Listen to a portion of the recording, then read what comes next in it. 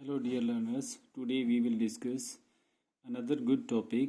The name of topic is parts of speech. This is my channel. The name of channel is Learn English with Mr. Sokal. You can follow this for more video. Okay. तो आज हम discuss करने वाले हैं एक बहुत ही अच्छा topic, और वो टॉपिक जैसा कि मैंने बताया पार्ट्स ऑफ स्पीच। एक्चुअल में पार्ट्स ऑफ स्पीच क्या होते हैं और इनको पार्ट्स ऑफ स्पीच क्यों कहते हैं, यही हम डिस्कस करने वाले हैं। तो सबसे पहले हम देख लेते हैं कि ये पार्ट्स ऑफ स्पीच कितने होते हैं। Okay, there are 8 parts of speech in a sentence. एक सेंटेंस में 8 पार्ट्स ऑफ स्पीच हो सकते हैं। ज़रूरी नहीं कि एक सेंटेंस में ये पूरे के पूरे 8 पार्ट ऑफ स्पीच हो ही। एक सेंटेंस में 2 पार्ट्स ऑफ स्पीच, 1 2 3 4 ऐसे कितने भी पार्ट्स ऑफ स्पीच हम अकॉर्डिंग टू आवर सेंटेंस के सेंस के अकॉर्डिंग हम उनको यूज़ करते हैं। जहाँ पे जिस प्रकार की ज़रूरत रहती है वही हम यूज़ करते हैं। तो इनको देख लेते हैं कि ये 8 कौन कौन से होते हैं। First, noun, pronoun, verb, adverb, adjective, preposition, conjunction, interjection. These are 8 parts of speech. सबसे पहले देखने की बात यह है कि सभी को ही पता है, सभी का जो प्रोनाउंसिएशन है वो क्लियर है, बट ये वाला जो वर्ड है इसको लगभग सभी एडजेक्टिव बोलते हैं। बोलिए, कोई दिक्कत नहीं है, but the actual pronunciation of this word is adjective. Adjective, adjective both are correct. क्योंकि होता क्या है, ए और J, if there is a spelling and there is a letter D between A and J, letter D remain silent. Letter D जो रहता है वो हमेशा साइलेंट रहता है। तो ये बात हमने यहाँ पे सीख ली है कि इसको हम किस प्रकार से बोलेंगे। फिर ये वाला जो पार्ट्स ऑफ स्पीच है इसको भी preposition, it's not preposition, it is preposition. ये जो हमारा पार्ट्स ऑफ स्पीच है इसको हम how to correct our pronunciation, हमारा प्रोनाउंसिएशन जो है वो क्लियर कैसे रहेगा, प्रेपोजिशन। तो हम इनका एक शॉर्ट फॉर्म में मीनिंग देख लेते हैं। Noun, noun means naming word, यानी जो नाम वाले वर्ड हैं वो सारे नाउन होते हैं। प्रोनाउन, ये नाउन को ही रिप्लेस करने का काम कौन करता है, प्रोनाउन करता है। तो हम इसको लिख सकते हैं रिप्लेसिंग वर्ड। ये जो थर्ड वाला है ये है वर्ब। तो इसका भी प्रोनाउंसिएशन जो है वो वर्ब नहीं रहता है, आर क्या रहेगा, साइलेंट रहेगा, क्योंकि आर यहाँ पे स्व साउंड बनाता है। तो वो भी मैं आगे का जो वीडियो आएगा उसमें मैं बताऊंगा कि स्व साउंड क्या रहती है और कौन सा लेटर का स्व साउंड बनाता है। तो ये हमारा है वर्ब। वर्ब क्या दिखाता है, वर्ब हमने जो भी क्रिया की है, जो भी कार्य किया है, एक्शन वर्ड। तो यहाँ पे मैं इसको लिख सकता हूं एक्शन वर्ड। जरूरी नहीं है कि वो एक्शन ही दिखाता है, वो स्टेट भी दिखाता है, वो फीलिंग और लिंकिंग वर्ब का भी काम करता है। एडवर्ब, ये जो एडवर्ब है ये एडवर्ब इस नाउन और प्रोनाउन को छोड़ के बाकी सभी पार्ट्स ऑफ स्पीच या पूरे के पूरे सेंटेंस को ही क्या कर देता है, मॉडिफाई करता है, उसके बारे में और ज्यादा बताता है। तो मैं इसको मॉडिफाइंग वर्ड बोलूंगा, मॉडिफाइंग वर्ड। एडजेक्टिव, एडजेक्टिव क्या करता है, ये जो एडजेक्टिव है ये नाउन और प्रोनाउन को ही मॉडिफाई करता है। अब समझने की बात यहाँ पे है, यहाँ पे हम बहुत अच्छे से समझ सकते हैं, आगे भी एग्जांपल से मैं इसको क्लियर करूंगा कि ये जो एडवर्ब होता है नाउन और प्रोनाउन को छोड़ के, besides noun and pronoun all modify by adverb. और ये जो एडजेक्टिव होता है इसका काम होता है नाउन और प्रोनाउन को मॉडिफाई करना, उसके बारे में और बताना। तो ये विशेषण है, तो ये विशेषता बताने का काम करता है। किस प्रकार की विशेषता, नाउन और प्रोनाउन की। तो ये भी क्या हो जाएगा, इसको भी मैं क्या बोलूंगा, मॉडिफाइंग वर्ड। बस फंक्शन के आधार पे हमें देखना है कि एडजेक्टिव क्या काम करता है और एडवर्ब क्या काम करता है। I think it is clear to you. Preposition, preposition क्या काम करता है? प्रेपोजिशन जो होता है वो रिलेटिंग वर्ड होता है।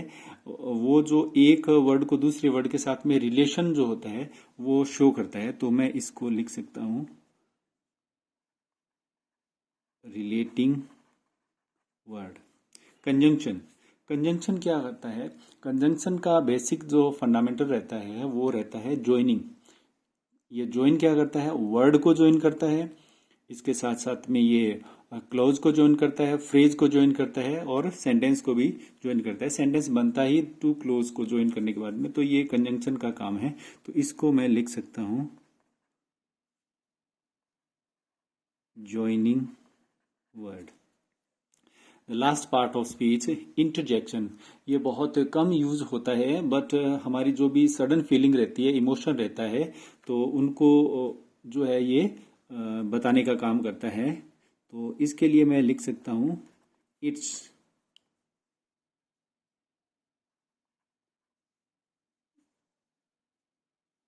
ये जो हमारा इंटरजेक्शन है ये क्या काम करता है?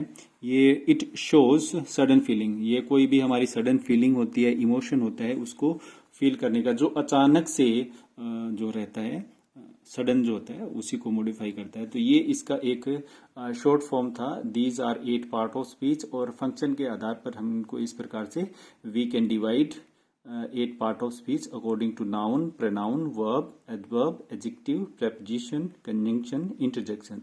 Okay okay. तो अब इनको ये जो पार्ट्स ऑफ स्पीच है इनको और ज़्यादा अच्छे से समझने के लिए हम इनको समझते हैं डेफिनेशन के थ्रू। तो मैं थोड़ा डिस्क्रिप्शन दे के आपको समझाने की कोशिश करता हूँ कि ये क्या रहता है। There is a definition, words used in a sentence do different jobs. यानी एक जो सेंटेंस रहता है उसमें हम डिफरेंट डिफरेंट वर्ड्स को यूज करते हैं, और वो जो वर्ड होते हैं वो डिफरेंट जॉब्स यानी उनका काम अलग अलग रहता है। So according to the action they do in a sentence, यानी जिस प्रकार से उनका एक्शन रहता है, जिन प्रकार से उनका काम रहता है, उसके अनुसार वो क्या है एक सेंटेंस में एग्जिस्ट करते हैं और अपने बिहेवियर को रखते हैं। They are divided into 8 kinds of classes, और उनको ही हम क्या है इस प्रकार से 8 काइंड ऑफ क्लासेस में डिवाइड कर देते हैं। तो यही हमारे क्या है पार्ट्स ऑफ स्पीच है। Let us discuss them one by one. अब हम इनको क्या करेंगे, एक एक करके डिस्कस करने की कोशिश करते हैं। ओके, तो सबसे पहले हम देख लेते हैं noun. A noun is a word that names a person, place, thing, animal, quality or state is।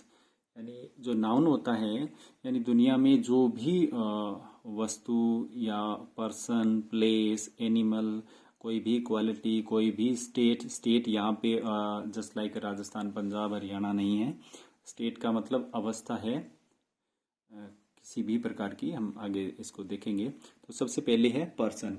Person के लिए किसी भी व्यक्ति का जो नाम रहता है, तो मैंने यहाँ पे डाल दिया नाम रीना, रौनक,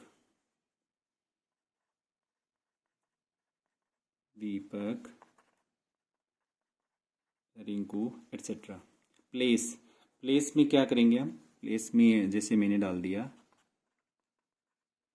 जयपुर,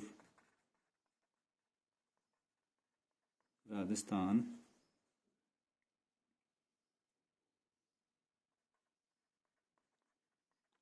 पंजाब, इंडिया, एटसेट्रा। ये क्या नेम ऑफ प्लेस है। थिंग, थिंग में क्या डाल सकते हैं हम? थिंग में क्या रखेंगे, किस प्रकार से रखेंगे? तो जस्ट लाइक मेरे हाथ में क्या है, pen, table, book, paper, etcetera. Animal, ये जो एनिमल आता है इसमें हमारे तीनों आ जाएंगे। कौन कौन सा? बर्ड, डोमेस्टिक एनिमल और वाइल्ड एनिमल। तो बर्ड में डाल देता हूँ पैरट, पैरट, पिकॉक, काऊ, लायन, एटसेट्रा। क्वालिटी, क्वालिटी में क्या रहेगा?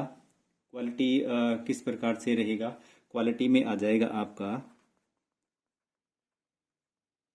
Kindness,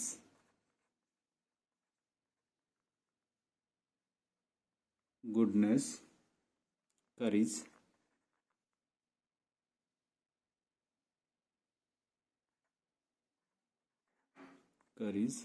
etc. और स्टेट में क्या रहेगा, स्थिति क्या रहेगी, स्टेट में just like youth, childhood, poverty, etcetera. तो ये इस प्रकार से हमने नाउन को देख लिया कि नाउन क्या रहता है, किस प्रकार से रहता है. तो ये मैंने सिंपल से समझाने की कोशिश की है नाउन को. अब हम देखते हैं pronoun. Okay, the definition of a pronoun is a pronoun is a word used in place of a noun to avoid its repetition. तो ध्यान देने वाली बात यहाँ पे है, ये जो वर्ड है इसका प्रोनाउंसिएशन हमें क्लियर करना है. It's not repetition, it's repetition. Okay, तो प्रोनाउन को देख लेते हैं. Just like I, we, you, he, she, it, they, etc. These are I have written here.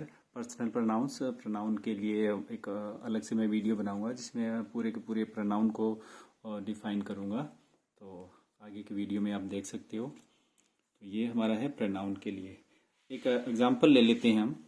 Noun तो सभी जानते हैं, प्रोनाउन के लिए हम एक एग्जांपल लेते हैं. जैसे मैंने यहाँ पे लिखा, Rohan is a good player.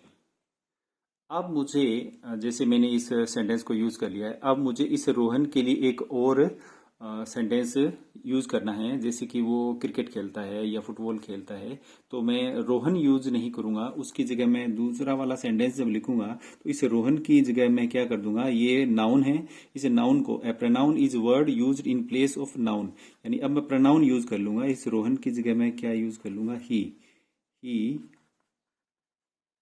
Place football.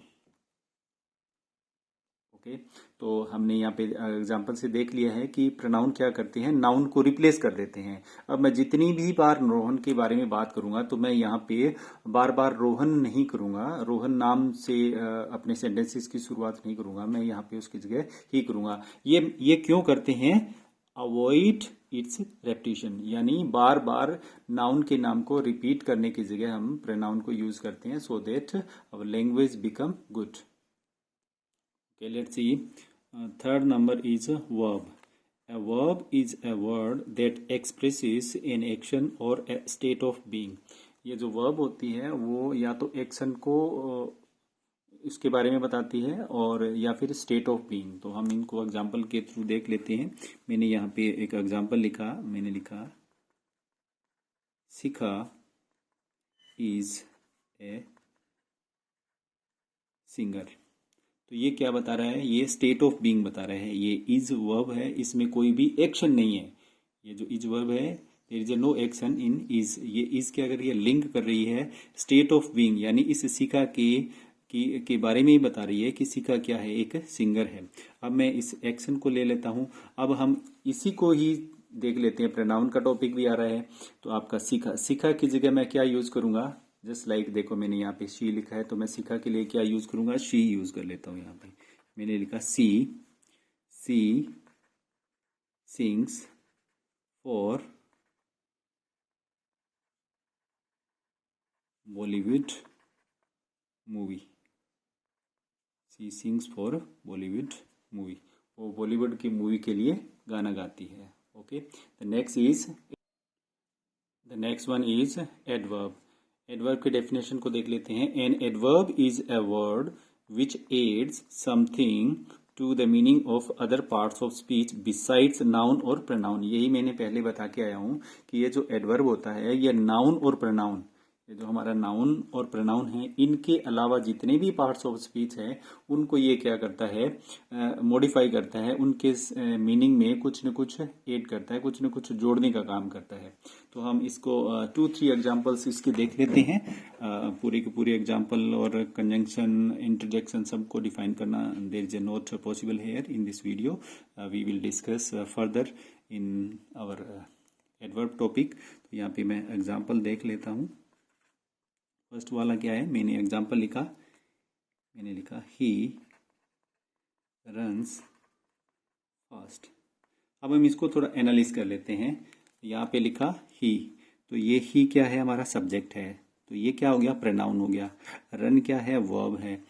तो ये फास्ट, अब हमें देखना है कि ये फास्ट क्या है, ये फास्ट कौन है।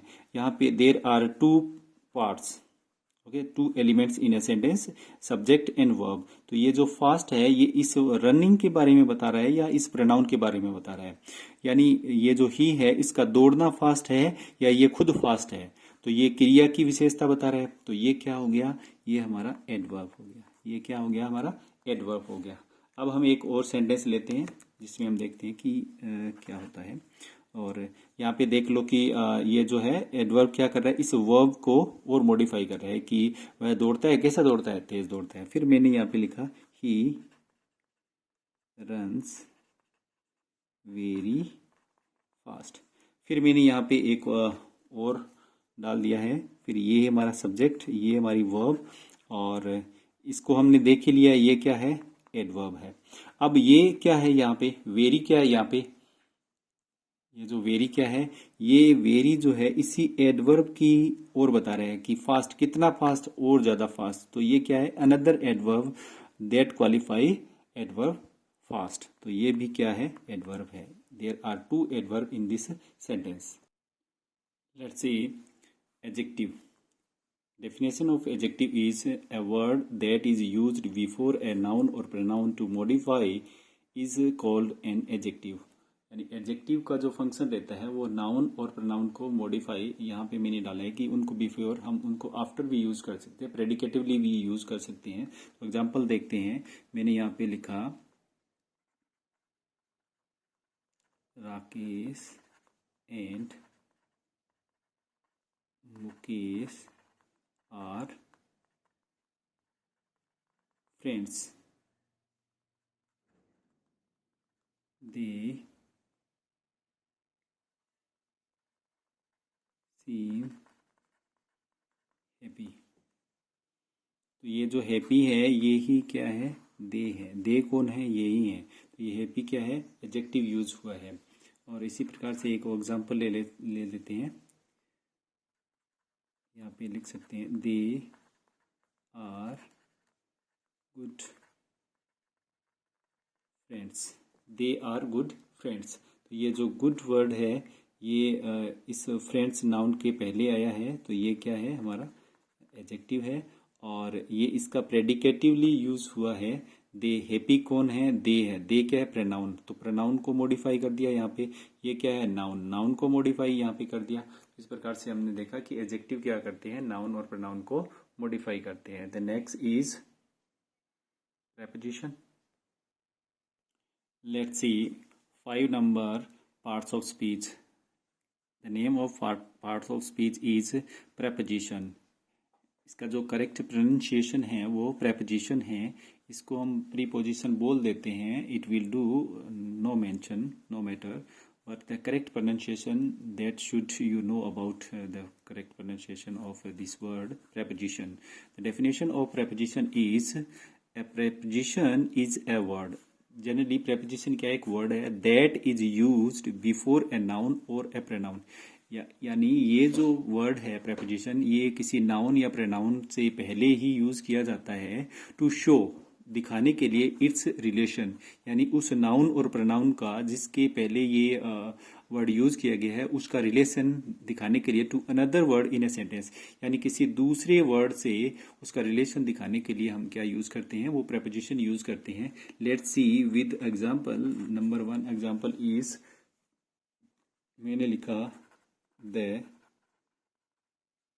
Books are on the table. तो यहाँ हम देखेंगे, इसको एनालिस कर लेते हैं। हमारे पास में ये जो ऑन है ये क्या है, प्रेपोजिशन है। मैं प्रेपोजिशन को इस प्रकार से शॉर्ट फॉर्म में एब्रीविएटेड करके लिख देता हूँ।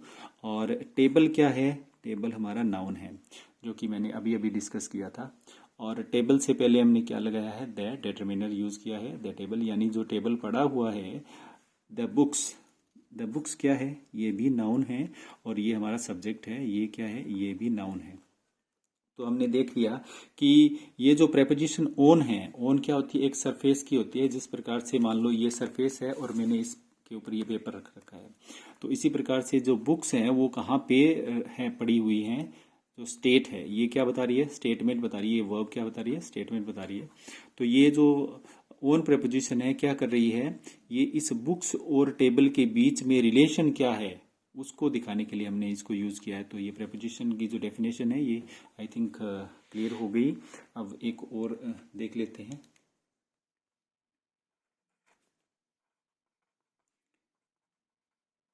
शिखा is sitting beside her mother. Shikha is sitting, यानी शिखा जो है वो बैठी हुई है बिसाइड हर मदर, अपनी मदर के पास में ही बैठी हुई है। शिखा जो है वो मदर वगैरह पार्टी में या कहीं भी सीटिंग मोड में है। तो ये बिसाइड क्या है यहाँ पे, ये भी एक प्रेपोजिशन है। तो प्रेपोजिशन क्या कर रही है, ये प्रेपोजिशन जो है उसकी शिखा और उसकी माँ के बीच के अंदर रिलेशन क्या है, बैठने का, जो पास पास में बैठे हुए हैं। तो ये हो गया है। अब क्या है, हम एक और देख लेते हैं, एक प्रेपोजिशन का एग्जांपल और देख लेते हैं। मैंने लिखा it is 10 bye my watch. देखो, इट इज़ 10 यानी 10 बज चुके हैं, मेरी घड़ी के हिसाब से क्या टाइम हो गया है, 10 बज चुके हैं। तो ये मैंने बाई यहाँ पे यूज़ किया है। बाई क्या है, ये प्रेपोजिशन है। और वॉच क्या है, ये नाउन है। इस नाउन के और ये जो है इट का जो रिलेशन है, ये टाइम बता रहे हैं। तो जो नाउन है और ये जो 10 है, इनका संबंध क्या है, इस बाई प्रेपोजिशन के द्वारा बताया जा रहा है यहाँ पे। तो नेक्स्ट हम देख लेते हैं। नेक्स्ट हमारा क्या है, conjunction. The next is number 6, conjunction. This is word conjunction. The definition of conjunction: a word that is used to join words, phrases or clause is called conjunction. यानी टू क्लोज को और to phrase को और two words को जोड़ने का जो काम करता है वो क्या है, कंजंक्शन होता है। Conjunction joining words. तो हम एग्जाम्पल देख लेते हैं। मैं एग्जाम्पल को इसको एग्जाम्पल के थ्रू 2-3 एग्जाम्पल के थ्रू समझाना चाहूँगा।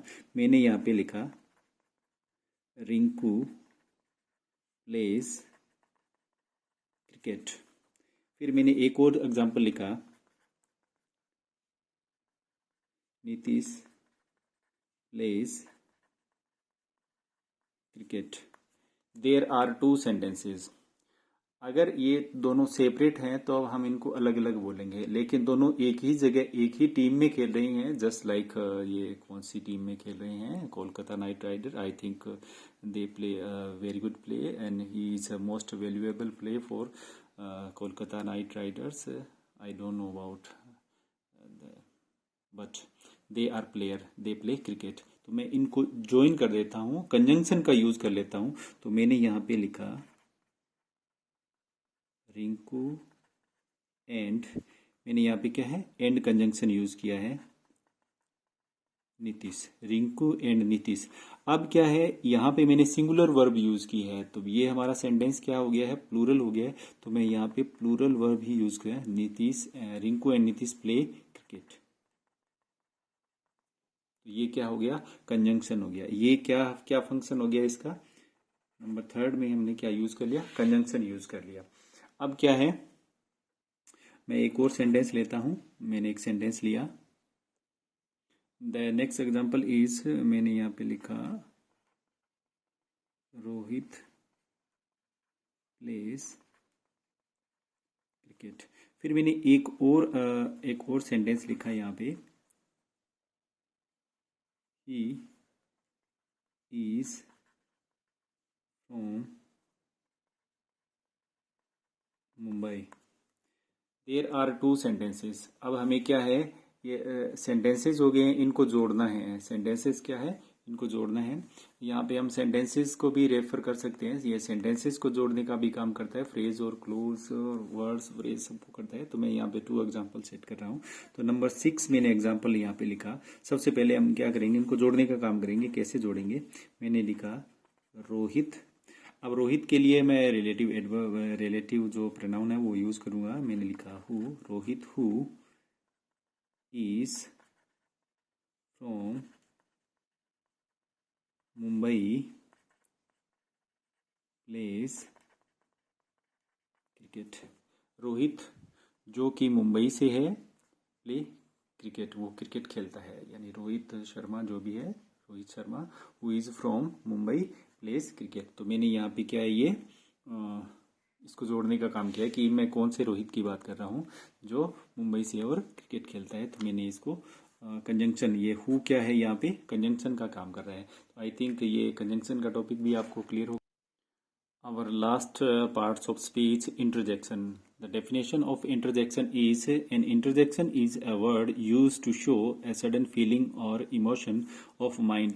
यानी हमारे माइंड में जो भी अचानक से कोई भी फीलिंग या कोई भी इमोशन जो आता है और जो सिचुएशन ऐसी होती है उसकी वजह से, तो उनको शो करने के लिए हम क्या करते हैं, एक इंटरजेक्शन जो सेंटेंस होते हैं, इंटरजेक्शन पार्ट ऑफ स्पीच है, उसका यूज करते हैं। तो इसके लिए हम जैसे ये है लास,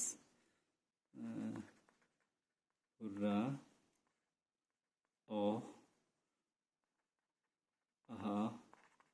एटसेट्रा। तो इनके अंदर क्या रहता है कि ये जो एक्सक्लेमेशन मार्क है ये ज़रूरी है। ऐसा नहीं है कि अगर हम कोई भी शॉक हो जाते हैं, अगर अचानक से कोई सरप्राइज होता है, तो हम इस प्रकार के सेंटेंस यूज करते हैं। जस्ट लाइक अभी आईपीएल का माहौल गर्म है, तो हम उसके लिए सेंटेंस यूज कर सकते हैं। और hurrah, we have won the match.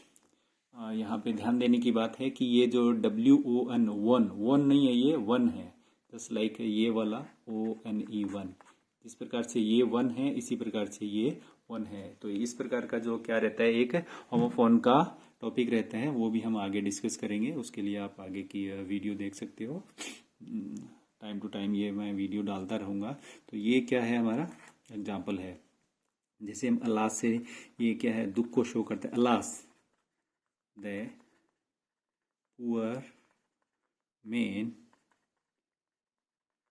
Passed away. यानी जो लास्ट बड़ी दुख की बात है कि जो गरीब व्यक्ति था बेचारा इस दुनिया से चला गया। तो these are parts of speech. अब इनके लिए क्या है, एक ओल्ड चिल्ड्रन राइम है, तो वो मैं इंट्रोड्यूस करूँगा।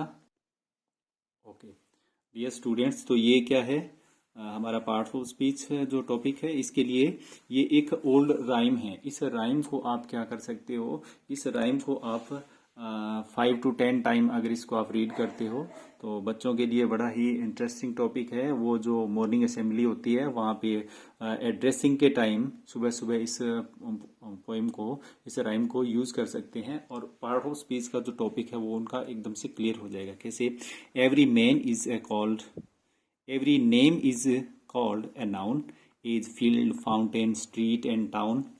In the place of noun, in the place of a noun, the pronoun stands. As he and she can clap their hands.